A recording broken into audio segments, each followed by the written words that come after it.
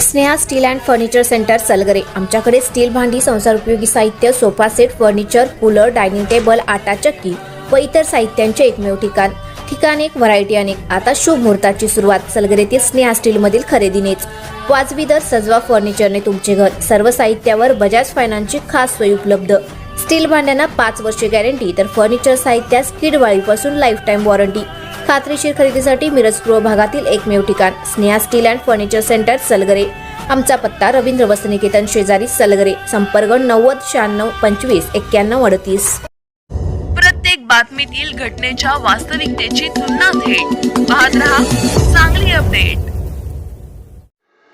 महिलांच्या गळ्यातील सोन्याचे दागिने हिसडा मारून चोरी करणाऱ्या अट्टल चोरट्याला विटा पोलिसांनी अटक करून त्याच्याकडून सुमारे 4,80,000 रुपयांचा मुद्देमाल जप्त केला आहे।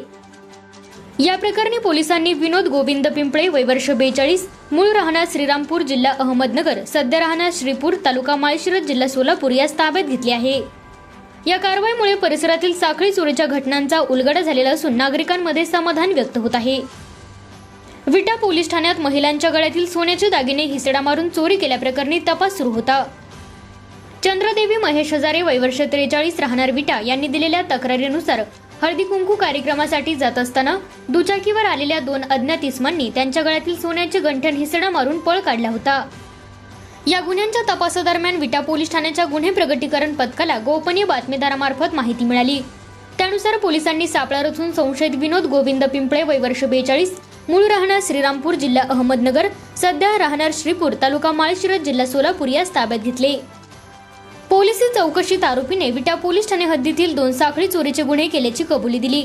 पोलिसांनी चोरट्याकडून सोन्याचे गंठण सुमारे 30 ग्रॅम शुद्ध सोने किंमत 4,10,000 रुपये, गुन्ह्यात वापरलेली काळ्या रंगाची जुनी दुचाकी किंमत 70,000 रुपये, एकूण जप्त मुद्देमाल 4,80,000 रुपयांचा मुद्देमाल जप्त करण्यात आला।